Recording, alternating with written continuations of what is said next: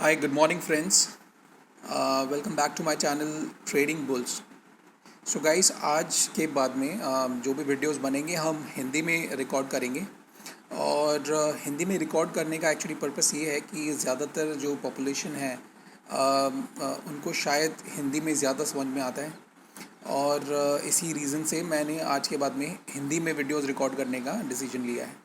सो एक रीज़न और भी है कि मुझे एक दो जनों का फ़ोन आया और उन्होंने कहा कि हिंदी में वीडियोस उनको शायद बेहतर समझ में आती हूँ, तो इस वजह से ही वीडियोस आज के बाद में हिंदी में समझ में आएंगी। मतलब मैं वीडियोस हिंदी में बनाऊँगा। अच्छा, आज जो मेरी वीडियो का पर्पस है वो ये है कि नेक्स्ट जो वीक आने वाला है या पूरा मंथ, मुझे जैसा निफ्टी के चार्ट को देख के और बैंक निफ्टी के चार्ट को देख के ऐसा लग रहा है कि शायद ये निफ्टी इंडेक्सेस जो हैं ये ब्रेकआउट दे सकते हैं। ब्रेकआउट का मतलब है कि नेक्स्ट जो ब्रेकआउट है, बेसिकली जो लास्ट रेजिस्टेंस है निफ्टी के लिए वो 17,945 का एक मार्क है, जो कि इसके लिए एक बड़ी हर्डल है। और ये काफ़ी दिनों से कंसोलिडेट कर रहा है। मैं आपको दिखा देता हूँ इसके चार्ट में। अगर आप जाएंगे तो देखेंगे कि ये देखिए। सो निफ्टी बेसिकली क्या कर रहा है कि काफ़ी दिनों से एक रेजिस्टेंस ये उसको होल्ड कर रहा है, काफ़ी रिस्पेक्ट दे रहा है। और ये रेजिस्टेंस बेसिकली है 17,951 का। अब आप देखेंगे कि यहाँ पर काफ़ी इससे पहले भी एक बार 17,951 पे आके और ये वापस जा चुका है। देखें आप नीचे जो रेड कैंडल्स बन रही हैं, ये डेली चार्ट है। इसमें जो रेड कैंडल्स बन रही हैं वापस से जाके ये जो है दोबारा 17,452 को टच करके आया। अब आप देखेंगे इस चार्ट में बेसिकली मैंने ना दो मूविंग एवरेजेस लगाई हुई है। पहली है जो ब्लू कलर है वो है 13 EMA, और जो रेड कलर है वो है 21 EMA। ये दो मूविंग एवरेजेस मैं यूज़ करता हूँ अपने चार्ट में। तो बेसिकली क्या है कि इन मूविंग एवरेजेस को आप देखेंगे कि काफ़ी रिस्पेक्ट दे रहा है। पहले जो इससे पहले आप देखेंगे यहाँ पर जो ये ड्रॉप आया था निफ्टी में वो 17,326 का आया था, और उसने फिर वो 21 EMA को टच नहीं किया, 13 EMA को रिस्पेक्ट करके और वापस चला गया। और उसने अपना जो लास्ट हाई था 17,792 का, उसने वो ब्रेक किया और ऊपर चला गया। बट 18,000 देखिए क्या होता है कि 17,000, 15,000, 18,000, 19, 20, ये जितने भी नंबर्स हैं ये एक्चुअली साइकोलॉजिकल बैरियर्स हैं। और ऐसा नॉर्मली कम होता है कि डायरेक्टली कोई इंडेक्स या कोई भी स्टॉक एक ऐसे नंबर को डायरेक्ट पार कर जाए विदाउट एक रेजिस्टेंस के। तो साइकोलॉजिकल बैरियर्स अब क्या है, निफ्टी में और बैंक निफ्टी में 1000 पॉइंट्स के जो है ये बैरियर्स होते हैं, और उनको पार करना इतना आसान नहीं होता।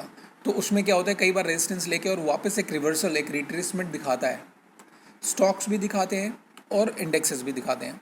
अब ये जो लास्ट रिट्रेसमेंट आया, इसके बाद में दोबारा निफ्टी ने यहाँ पे ट्राई किया है, जो कि कल के सेशन में 17,941 को उसने टच किया है। अभी सिर्फ 10 पॉइंट और ऊपर अगर ये चला जाता तो कल हो सकता है कि शायद ये ब्रेक कर सकता था। अब लेट अस सी कि कल क्या होता है। जहाँ तक मुझे उम्मीद है ये कल जाकर मंडे को जब हम ओपन होंगे, शायद हो सकता है कि हम थोड़े से फ्लैट या नेगेटिव में ओपन हो, और नेगेटिव में ओपन होने के बाद में हम ऊपर की तरफ जाकर और अपना रेजिस्टेंस या निफ्टी ब्रेक कर सकता है। मतलब अगर वो ब्रेक हो गया तो 18,000 की रेंज में चला जाएगा। अच्छा, इसके बाद में हम बात करेंगे कुछ स्टॉक्स की। अभी देखिए मैंने क्या किया है कि कुछ लास्ट 2-3 डेज़ में मैंने कुछ स्टॉक्स लिए हैं। और क्योंकि लास्ट 2 डेज़ में क्या हुआ है कि मार्केट एक कंसोलिडेशन मूड में है, और कंसोलिडेशन मूड में बेसिकली क्या होता है कि वहाँ पर स्टॉक्स जो हैं ज़्यादा मूवमेंट नहीं करते हैं, तो आपके टारगेट्स और आपके स्टॉप लॉसेस हिट नहीं हो पाते हैं। ठीक है, तो अब क्या हुआ कि मैंने जो स्टॉक्स लिए थे, ना ही मेरा टारगेट हिट हुआ ना ही मेरे स्टॉप लॉसेस। अभी बेसिकली मैं इन 6-7 स्टॉक्स में लगभग 1700 का प्रॉफिट चल रहा है मुझे प्लस माइनस करके। और इसमें Aarti Industries, D Mart, Gujarat Alkali, IRCTC, Mphasis, Tata Elxsi, Trident, ये कुछ स्टॉक्स हैं जो कि मेरे पोजिशनल्स मैंने ले रखे हैं। अभी मैंने ये स्टॉक्स तब तक लिए हुए हैं जब तक इनमें ये अपवर्ड मोमेंटम जारी है। अगर ये मोमेंटम कल को जाके कम हो जाता है या ख़त्म हो जाता है, ख़त्म मुझे कैसे पता चलेगा? मुझे पता चलेगा अगर इनकी ये अपने मूविंग एवरेजेस को तोड़ देते हैं। अगर ये 13 EM में या 21 EM में के नीचे जाके क्लोज दे देते हैं या फिर सुपर ट्रेंड के नीचे जाके क्लोज दे देते हैं, तो मैं इनसे बाहर निकल जाऊंगा। लॉस होगा उस पर्टिकुलर स्टॉक में, बट वो एक रिवर्सल का संकेत है। देखिए बेसिकली क्या होता है कि कभी भी अगर आप कोई स्टॉक्स ले रहे हैं तो उसमें एक छोटा लॉस लेना बेहतर है। अगर आप उसको सही समय पे नहीं डिसाइड करते हैं कि मुझे बाहर निकलना है, तो बहुत मुश्किल हो जाएगी फिर, क्योंकि वो स्टॉक एक फॉलिंग नाइफ की तरह होगा। वो डायरेक्ट फॉल करता जाएगा क्योंकि उसके रेजिस्टेंस फिर जो है ना, सॉरी, वो सपोर्ट्स जो हैं बहुत दूर होंगे। तो ये मूविंग एवरेजेस हमें हेल्प करते हैं कि हम वो अपनी काफ़ी दिनों की एवरेजेस को तोड़कर अगर नीचे जा रहा है, प्राइस पे क्लोज हो रहा है, तो इसका मतलब है ये हमारे लिए एक संकेत है कि हम उस स्टॉक से बाहर निकल जाएं। तो अभी मैं आप लोगों को इस वीडियो के थ्रू मैं 2 स्टॉक्स के बारे में डिस्कस करना चाह रहा था। जो 2 स्टॉक्स मेरे रडार पे अभी फ़िलहाल हैं, पहला है बालाजी अमाइंस। अगर बालाजी अमाइंस का हम चार्ट देखें, ये चार्ट्स मैं जो डिस्कस कर रहा हूँ ये डेली चार्ट्स हैं। डेली चार्ट्स है मतलब मैं स्विंग ट्रेड्स में ट्रेड कर रहा हूँ। ये ट्रेड जो है एक 10 दिन में भी ख़त्म हो सकती है, 5 दिन में भी ख़त्म हो सकती हैं, और हो सकता है कि 1 महीना भी चल जाए और 2 महीने भी चल सकती हैं। सो इन ट्रेड्स में अगर आप देखेंगे, ये पर्टिकुलर ट्रेड जो बालाजी अमाइंस वाली ट्रेड है, ये सुपर ट्रेंड के ऊपर देखिए कब से चल रही है।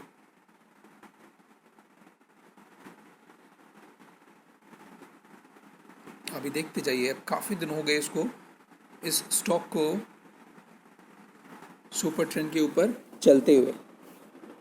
हम इसको थोड़ा सा मिनिमाइज़ कर लेते हैं ताकि ये इजी हमारे को व्यू बन जाए हमारे लिए।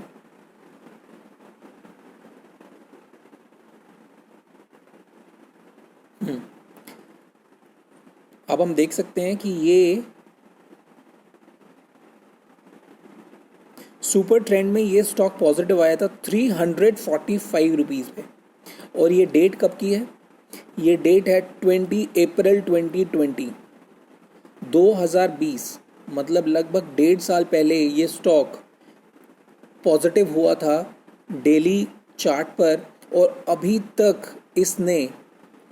तक भी इसने रिवर्सल का कोई साइन नहीं दिया है। ये स्टॉक अभी ट्रेड कर रहा है 4,500 रुपीज़ पर। Can you imagine? 1.5 ईयर्स, 1.5 साल के अंदर अंदर इसने 340 रुपीज़ से 4,500 का सफ़र किया है। तो ये स्टॉक लगभग 10 to 12 टाइम्स, 10 से 12 गुना हो चुका है 1.5 साल के अंदर अंदर। अभी भी इसमें कंसोलिडेशन चल रहा है, पिछले कुछ दिनों से कंसोलिडेशन चल रहा है, और मैंने ये डिसाइड अभी किया है। देखिए ये जो मूविंग एवरेज का क्रॉस ओवर आप देख रहे हैं, ब्लू लाइन और रेड लाइन, इन लाइंस के ऊपर जब ये स्टॉक चल रहा है, आप देख रहे हैं कि जो लास्ट कैंडल है वो रेड कैंडल है। अगर ये रेड कैंडल, मैंने चेक किया है कि ये रेड कैंडल जो है ये अभी भी अपना जो ना एक क्लोज जो है नहीं दिया है इसने अभी तक भी। अगर ये स्टॉक मुझे क्लोज देता है 4450 के नीचे, तो इस स्टॉक को मैं नहीं लूँगा। पर अगर ये स्टॉक कल जाकर मंडे, ट्यूसडे, वेंसडे, अच्छा हमें इनमें देखना पड़ेगा कि ये स्टॉक ऐसा नहीं होगा कि कल ही जाकर हमें बाय सिग्नल दे देगा। बाय सिग्नल के लिए मुझे वेट करना है, और वो वेट होगा 4665 का, 4665 का। ये लेवल जब तक नहीं आएगा, जब तक मैं स्टॉक में एंटर नहीं करूँगा। और एंटर करने के बाद मैं अपना स्टॉप लॉस इसमें रखूँगा। ये जो लास्ट जो कैंडल है 4500 रुपीज़ का, इसमें आप देख रहे हैं 45 लेफ्ट हैंड साइड में आप देखेंगे 4500 जो उसका लो है, उस लो तक का मेरा स्टॉप लॉस रहेगा। सो 4665 मेरी एंट्री होगी और 4500 मेरा स्टॉप लॉस होगा। जैसे ही ये 4665 को की टेरिटरी में एंटर करता है या उसको ब्रेक करता है, मैं इसमें एंटर हो जाऊंगा। अच्छा, एंटर होने के बाद में मैं इस स्टॉप लॉस को ट्रेल करता जाऊंगा, not on A daily basis, पर 2 या 3 दिन में मैं उसको ट्रेल कर दूंगा लास्ट 3 कैंडल्स के हिसाब से। कि 3 दिन में 3 कैंडल्स बना देगा, फिर मैं उसको 3 कैंडल आगे कर दूंगा। ठीक है, इस तरीके से मैं उसका स्टॉप लॉस जो है ट्रेल करता जाऊंगा। इसमें मुझे एग्जिट तभी करना है जब ये कभी भी ये जो लाल लाइन आपको दिखाई दे रही है,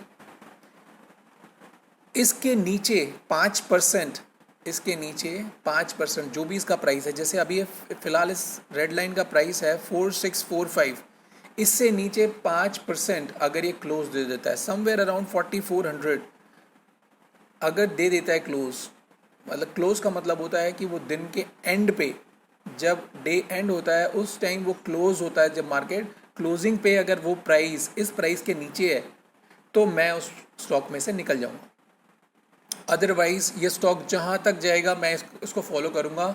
1 महीना, 2 महीना, 3 महीना, जितने भी दिन चलता रहेगा मैं इसको फॉलो करता जाऊंगा।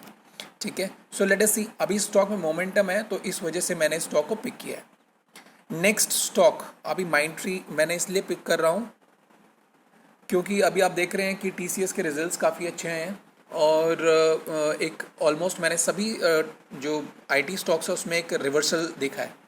सो रिवर्सल इस स्टॉक में ऑलरेडी आ चुका है। सो लेट अस सी के अभी क्या होता है। अभी देखिए माइंडट्री जो है ना, अब रिवर्सल आपको पता चल जाएगा, एक छोटा सा यू शेप बना हुआ है जो ये अपने हाई से लेकर 4733 का जो इसका हाई था वहाँ से लेकर ये नीचे आया और इसने लो लगाया है 4118 का।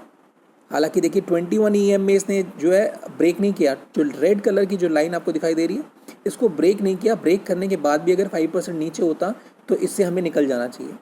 अब ये स्टॉक दोबारा जाकर रिवर्स होकर और ऊपर गया है, इसने ब्लू लाइन फिर से क्रॉस की है, तो अब इसमें स्टॉक में हमें एंट्री लेनी चाहिए और फिर वेट करना चाहिए हमारे स्टॉप लॉस का कब होगा। कोई फ़र्क नहीं पड़ता कितना प्राइस है उसका, वो प्राइस इस रेड लाइन से 5% नीचे होना चाहिए और क्लोजिंग में होना चाहिए। क्लोजिंग में होगा आप उससे निकल जाइए। देखिए मल्टीपल ट्रेड्स लेना बेटर होता है, इसीलिए अगर आपने 4 स्टॉक्स में या 5 स्टॉक्स में इन्वेस्ट किया है या ट्रेड कर रहे हैं और उनमें से कोई 1 या 2 स्टॉक्स अगर स्टॉप लॉस हिट भी करते हैं तो बाकी के 2 या 3 उसको सब कवर कर लेंगे, प्लस प्रॉफिट भी होगा उनमें। सो इसीलिए मल्टीपल ट्रेड्स लीजिए। और ये 2 स्टॉक्स जो हैं मैं नेक्स्ट वीक के लिए मुझे अच्छे लग रहे हैं, मैं इनमें एंट्री बनाऊंगा। डिस्क्लेमर मैं फिर से देना चाहता हूँ कि ये मेरी तरफ से कोई सजेशन नहीं है आप लोगों के लिए। आप अपनी खुद चेक कीजिए, किसी से एडवाइस लीजिए, आप जिस तरीके से भी आप इसको परखना चाहते हैं परखिए और उसके बाद में इफ़ यू वांट आप इसमें पोजीशन ले सकते हैं। ठीक है, सो मेरी तरफ से एक सजेशन है, आई एम जस्ट डिस्कसिंग कि ये स्टॉक्स मेरे रडार पे आए हैं और मैं इनमें पोजीशन मंडे को लेने वाला हूँ। ठीक है, so thank you guys, will share video may be tomorrow. मैं एक वीडियो बनाने वाला हूँ जिसमें शायद मैं या तो मूविंग एवरेजेस या सपोर्ट एंड रेजिस्टेंस, इन दोनों के बारे में हम डिस्कस करेंगे कि ये बेसिकली होते क्या है और किस तरीके से हमें इनको ड्रॉ करना चाहिए चार्ट्स पर, और कैसे ये जितनी भी कैंडल्स होती हैं इनको रिस्पेक्ट करते हैं। Okay, thank you all, have a nice day.